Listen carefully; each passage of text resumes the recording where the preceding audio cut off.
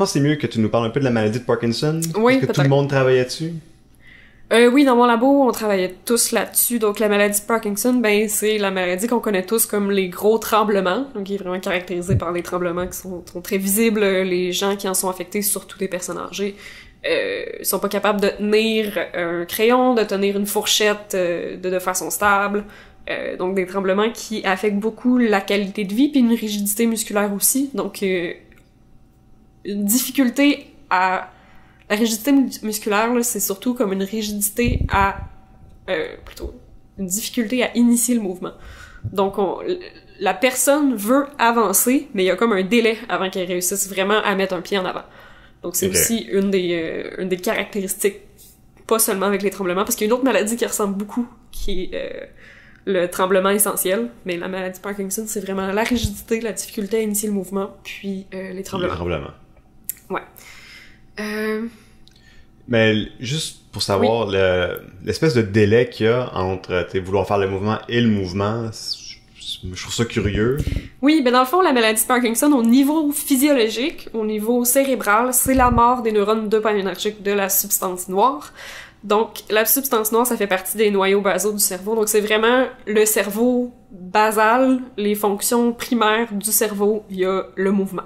Dans le mouvement, ben c'est ça, c'est régi par la substance noire. Donc, toutes les influx, toutes les demandes, par exemple, que le cerveau pourrait avoir pour initier un mouvement, ça passe par là.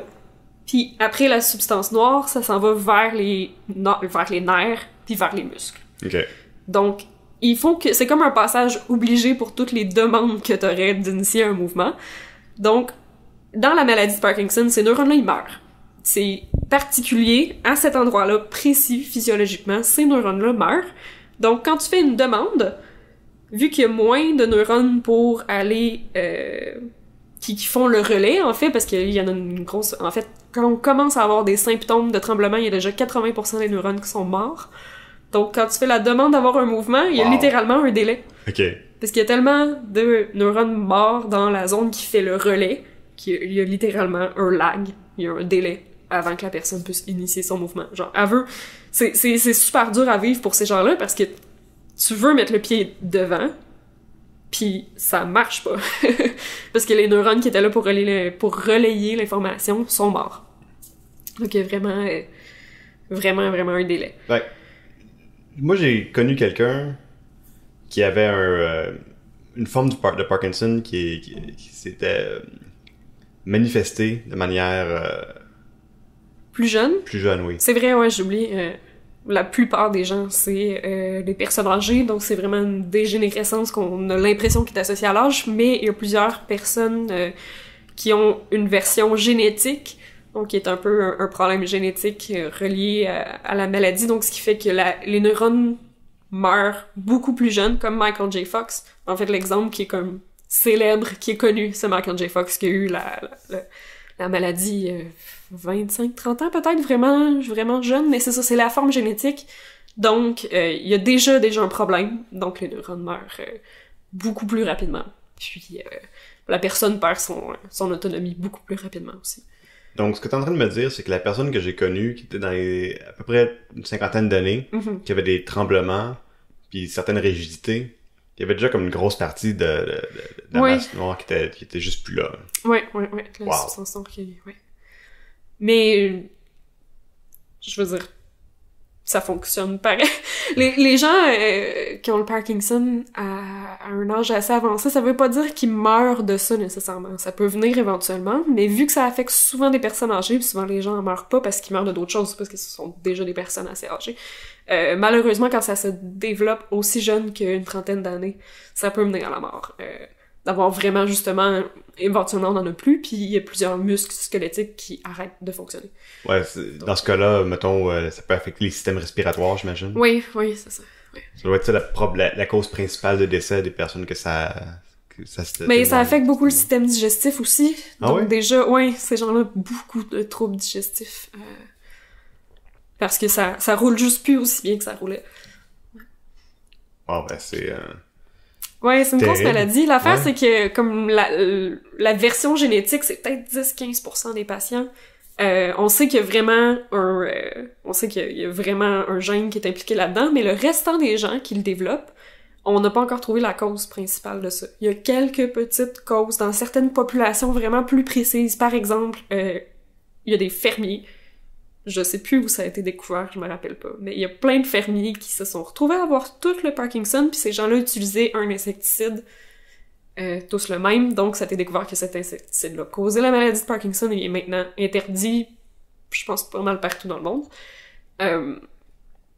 Donc ça c'est comme un bassin de population qu'on a su que ça causait, mais pour la majorité des gens, ma grand-mère a le Parkinson, il y a personne dans la famille qui en a. On n'a pas encore trouvé pourquoi. Il pourrait avoir plein de raisons, justement, comme des produits chimiques auxquels on est exposé, mais pourquoi est-ce qu'une personne par-ci, une personne par-là, on n'a pas nécessairement encore la cause. Les scientifiques s'ostinent beaucoup à savoir beaucoup de possibilités, mais c'est probablement un peu de tout, en fait. Ouais, des facteurs environnementaux, des facteurs génétiques. Ouais, c'est probablement des prédispositions, etc. C'est probablement un peu de tout. Il pourrait avoir aussi comme ça pourrait être aussi simple que de s'être cogné d'une mauvaise manière à un moment donné. Ça, je suis pas sûre. Non? Ok. Non. Je peux juste dire ça de même pour comme des facteurs. Mais tu veux dire comme les commotions cérébrales? Ouais. Je pense pas que ce soit relié. Non. Ok. Ça, j'ai jamais vu ça comme cause. Je pense que c'est plus au niveau du cortex que ça... Parce que la substance noire, c'est vraiment au niveau presque collé sur le tronc cérébral. C'est vraiment très, très central. Fait que c'est en arrière du crâne? C'est vraiment à l'intérieur. À l'intérieur? Ouais. Ok. C'est vraiment central. Ok. Juste au-dessus. Les noyaux basaux sont juste au-dessus du tronc cérébral. Ok. Fait que pour me situer... En fait, ils sont peut-être théoriquement dedans. C'est comme en arrière de mon nez? Ouais. Où c'est que c'est vraiment au centre. C'est vraiment ce qu'on appelle le cerveau profond. C'est vraiment au centre. Okay. Puis comment est-ce que vous étudiez... Comment est-ce que vous étudiez la maladie de Parkinson comme telle? OK. Donc, nous, on a travaillé sur des modèles cellulaires. Donc, on travaille pas avec des gens, on travaille pas avec des animaux, on travaille vraiment in vitro avec des cellules, avec des neurones, en fait.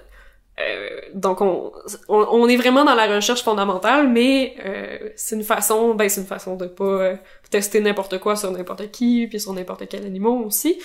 Puis c'est vraiment pour voir fondamentalement, est-ce qu'on a un bon effet si on prend juste des neurones, juste notre molécule, est-ce qu'on a un effet bénéfique? C'est vraiment ça. Donc les cellules qu'on utilise, ben c'est des cellules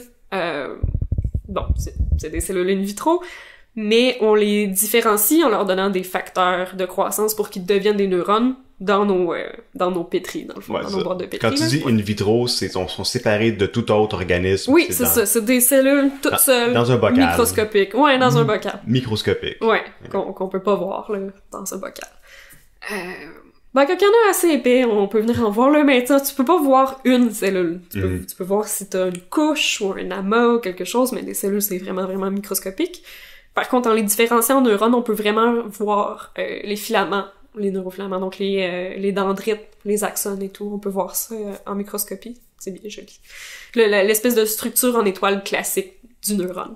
Donc, la façon qu'on mime la maladie de Parkinson, c'est quelque chose d'assez intéressant. C'est avec le MPTP, dont je ne nommerai pas le nom complet parce que c'est super compliqué. C'est une toxine, c'est une neurotoxine, en fait, qui cause le Parkinson chez l'humain. Ça a été découvert en synthétisant de la drogue, en fait. C'est ce sont des accros quelque part aux États-Unis qui se sont tous mis à développer des symptômes de Parkinson. Puis le médecin trouvait ça un peu bizarre, fait qu'ils ont ils ont suivi la trace de ce qu'ils avaient consommé, ce qui s'était injecté, puis c'était des drogues synthétisées là, dans un sous-sol avec aucun contrôle de qualité ou rien. Puis il y avait un contaminant dans la drogue qu'ils utilisaient, puis c'est le MPTP, qui cause une dégénérescence spécifique de la substance noire, donc qui cause des symptômes de Parkinson. Donc c'est maintenant une toxine qui est utilisée partout pour l'étude du Parkinson. Chez l'animal, ça fonctionne. Dans les cellules toutes seules, ça cause vraiment une dégénérescence. C'est super spécifique, ça fonctionne très bien. Puis c'est ça, ça a été découvert complètement par hasard. Y a personne qui cherchait ça de façon... Il y avait personne qui pensait que ça se pouvait. Oui, c'est ça. C'est les personnes qui cherchaient ça, ça a juste été découvert. Puis maintenant, c'est super pratique pour la recherche. Parce que ça fonctionne... évidemment, on teste pas ça chez les humains. Là. Ah. Mais pour les animaux de recherche, c'est encore la toxine qui est la plus utilisée en ce moment. Est-ce que c'est une toxine toxique? Je veux dire, est-ce que vous travaillez avec des des gants, tout ça. Ça oui, ben ça marcherait, là. Oui. C'est... T'as pas besoin de te l'injecter pour que ça fasse un effet, là. Tu peux comme... Je suis pas certaine, mais est-ce qu'on prend le risque?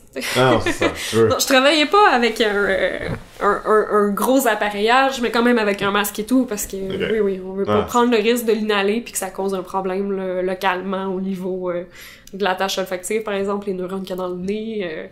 Non, oui, c'est à manipuler avec précaution, c'est sûr.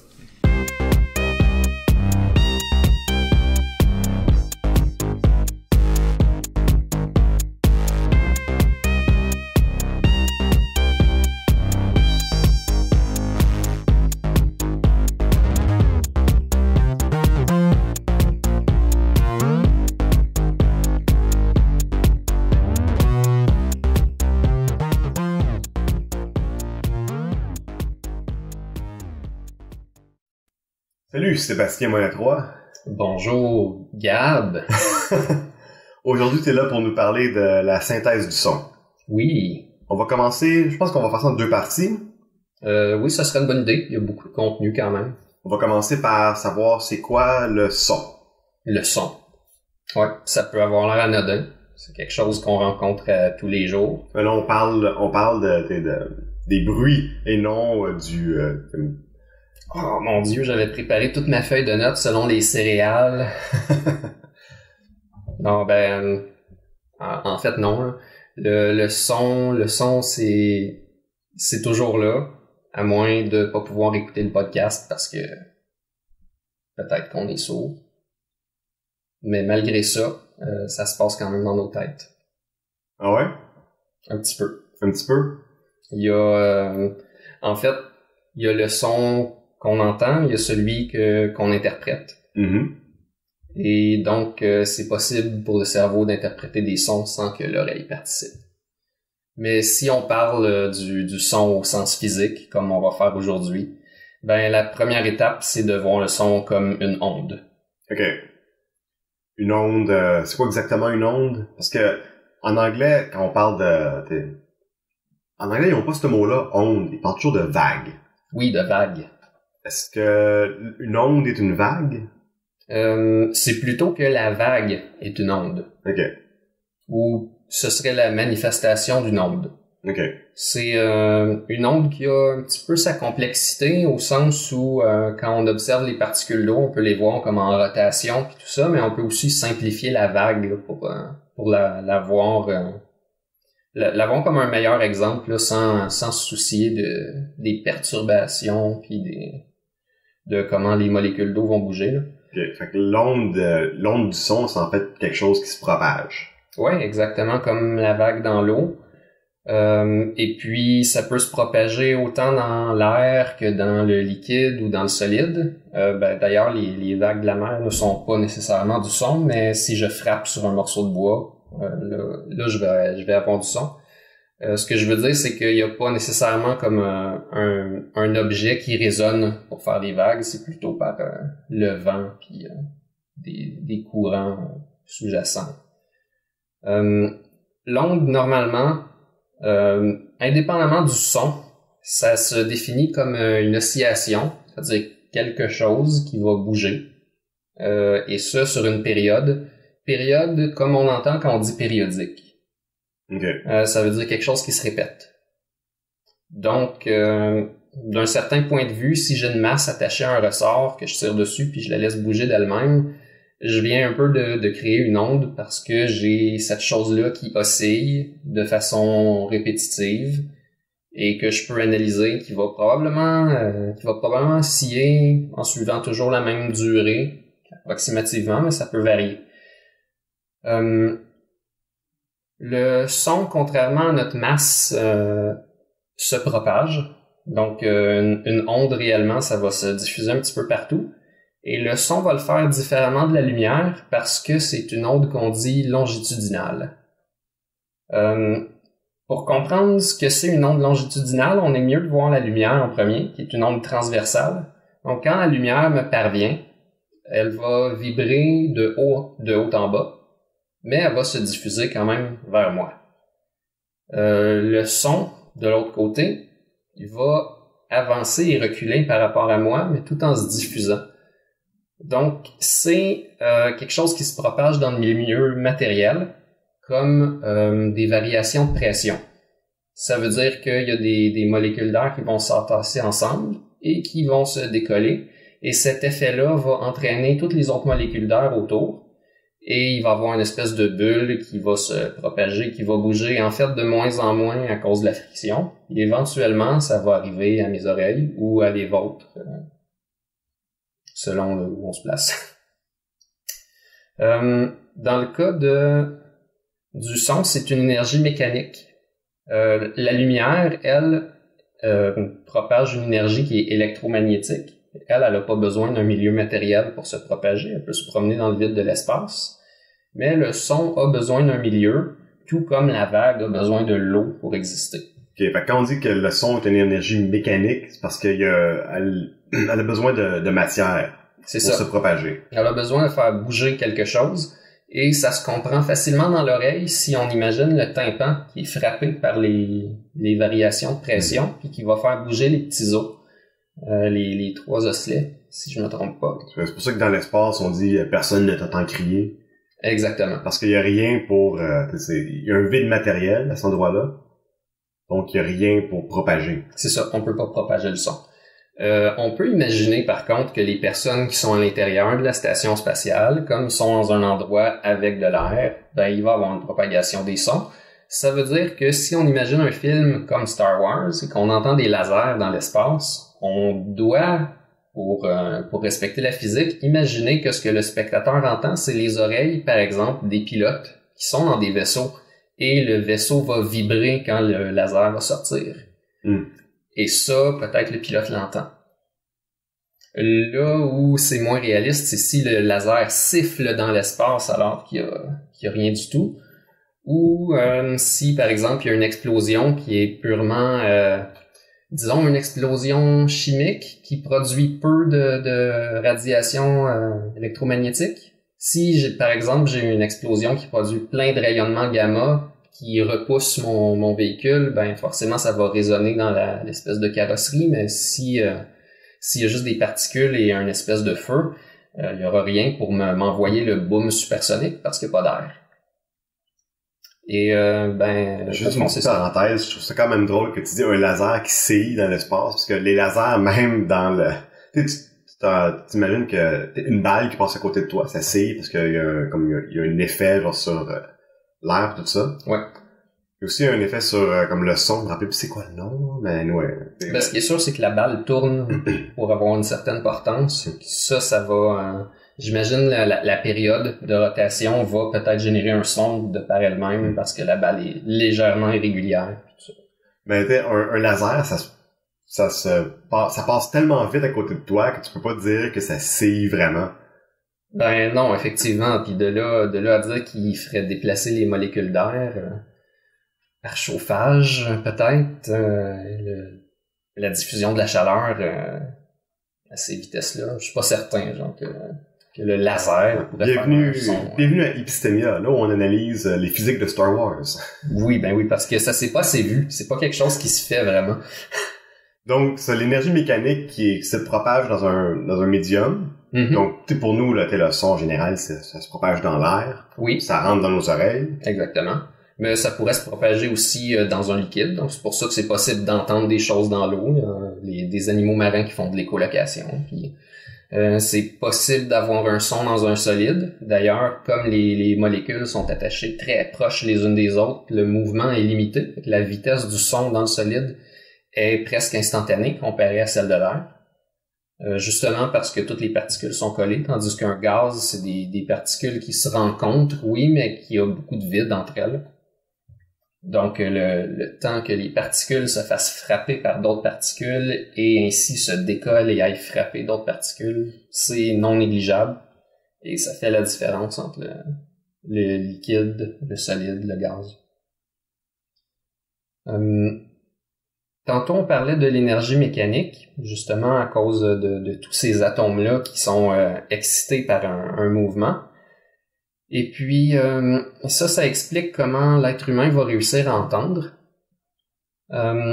Quand je disais que le son est longitudinal, ce que ça implique, c'est que, en principe, comme les canaux de mes oreilles vont, par exemple, de gauche à droite, si j'ai un son qui vient du plancher, l'air va pousser de haut en bas en se diffusant vers les canaux de mes oreilles. Donc, comment je vais faire pour l'entendre s'il peut pas passer par le canal?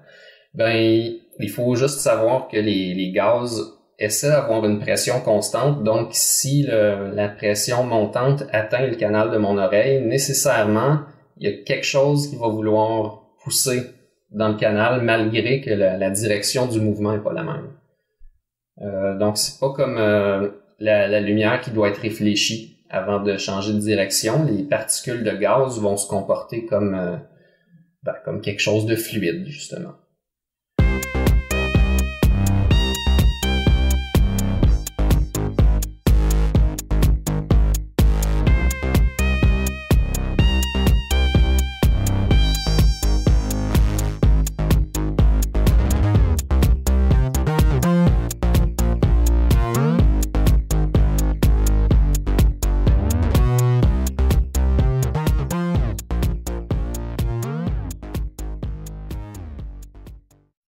Donc, on peut parler quand même de d'autres travaux que j'ai faits dans le cadre de ma thèse, entre autres un travail sur la communication à long terme entourant les sites de stockage de déchets en couche géologique, de déchets nucléaires, pardon, en couche géologique profonde.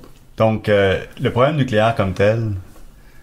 Ouh, là, t'abordes la question. Le problème nucléaire, Ouais. ben, le problème nucléaire, c'est que ça crée des déchets. OK. OK? Des déchets radioactifs. OK? Puis je pense pas avoir besoin ici d'expliquer là, les dangers de la radioactivité.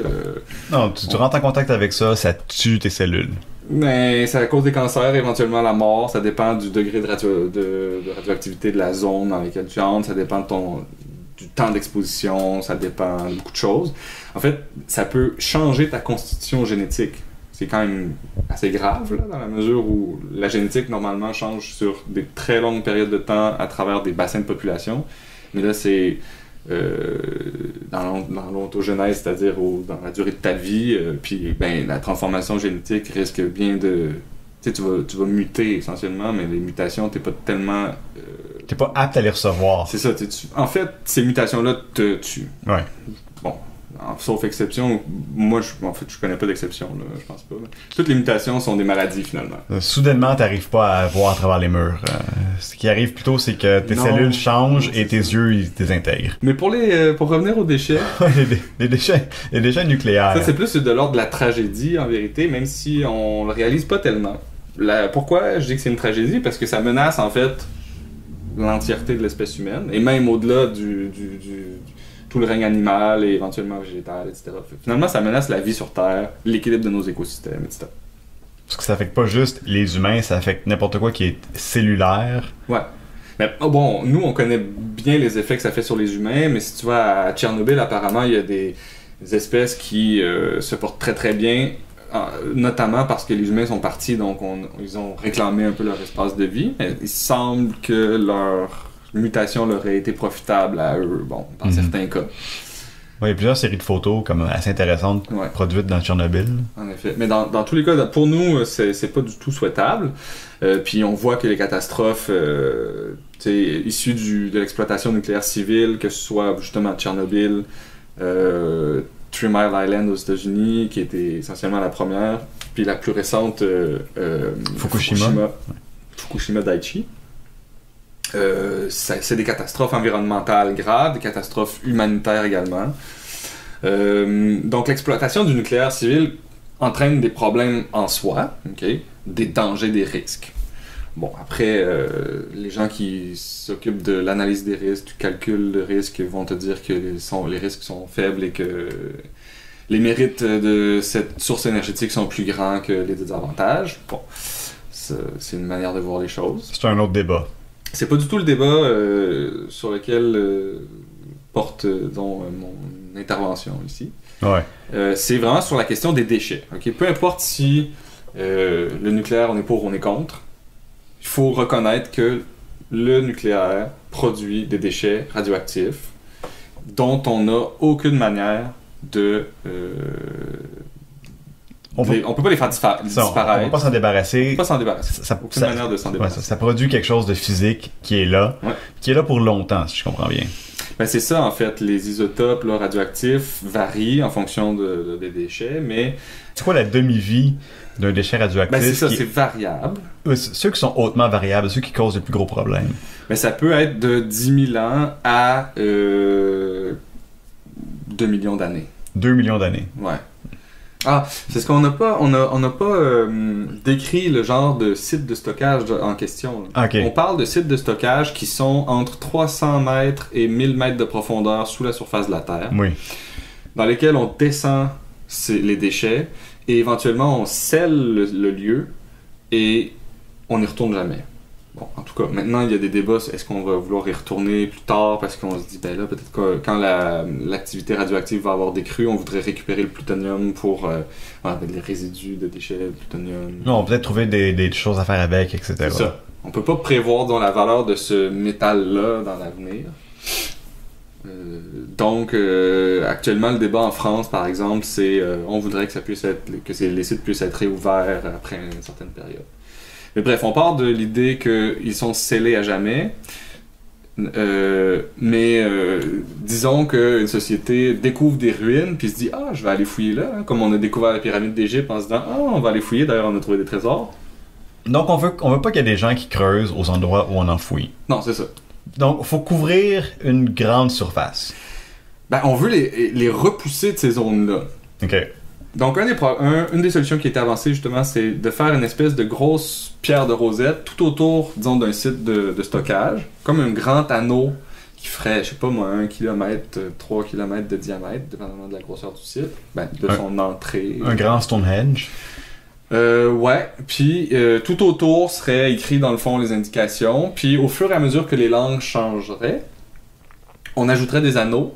Ça aurait pour effet donc en plus c'est pratique, on aurait une immense pierre de rosette qui enregistrerait plein de langues de l'humanité.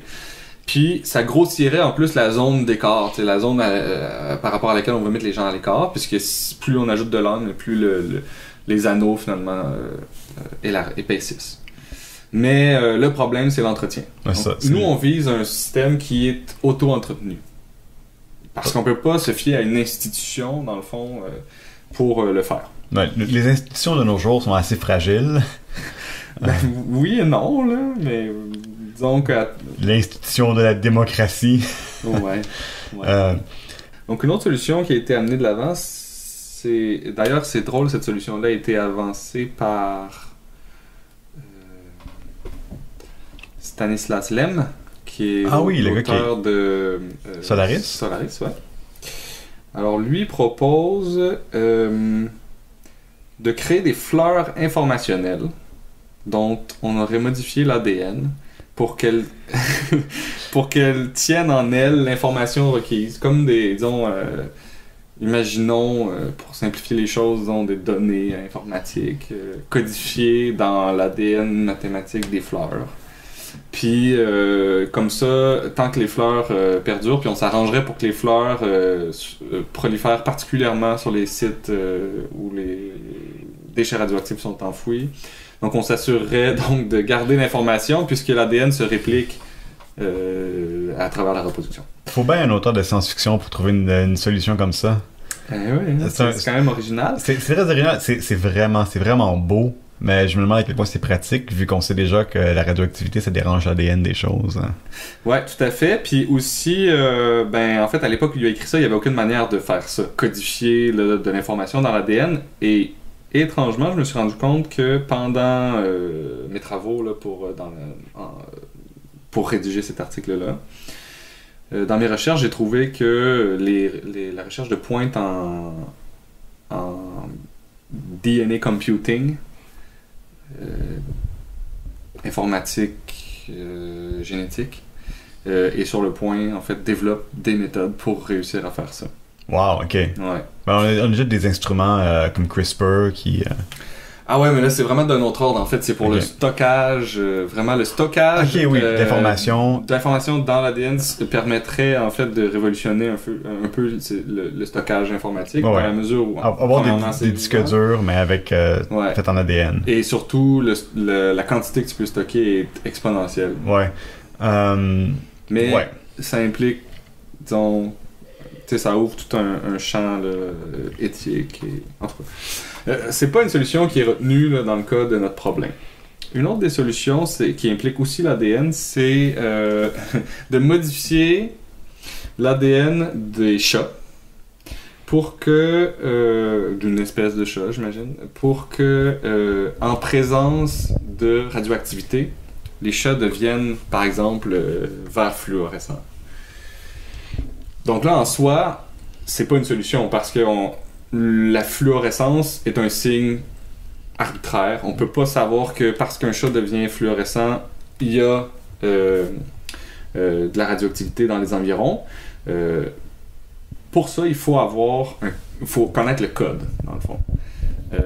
Mais le code, on doit le transmettre. Donc l'autre partie de la solution, c'est d'inventer des comptines, des chansons, des refrains qui seraient enseignés là, à la petite école, à la garderie, tout le temps.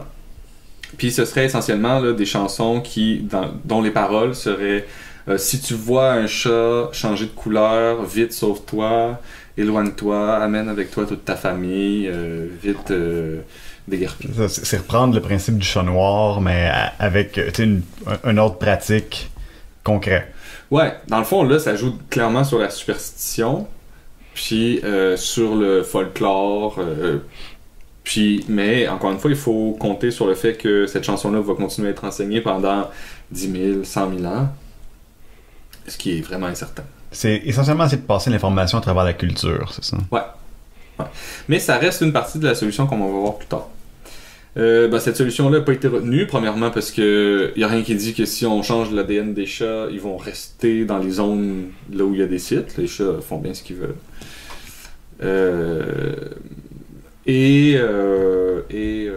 Ça pose des problèmes éthiques aussi. Là. De quel droit on changerait la génétique des chats, etc. Ouais, et évidemment, les chats, ça peut procurer entre eux, puis là, on change comme l'ADN de pas juste une espèce de chat, mais en fait, potentiellement tous les chats. Bon, non seulement en Puis c'est comme les pyramides, éventuellement, on pourrait se dire, il y a des modes, oui, les chats fluorescents sont vraiment beaux, j'adore ça, puis là, tout le monde va mettre son chat fluorescent sur Instagram. Tu sais? Fait que ça va échouer.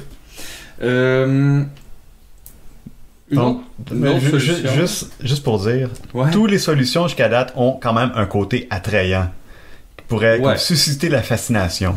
Oui, c'est ça, mais c'est d'ailleurs une des raisons pourquoi j'ai particulièrement aimé travailler sur ce sujet-là, parce que je suis passé de fascination en fascination et de complexification en complexification.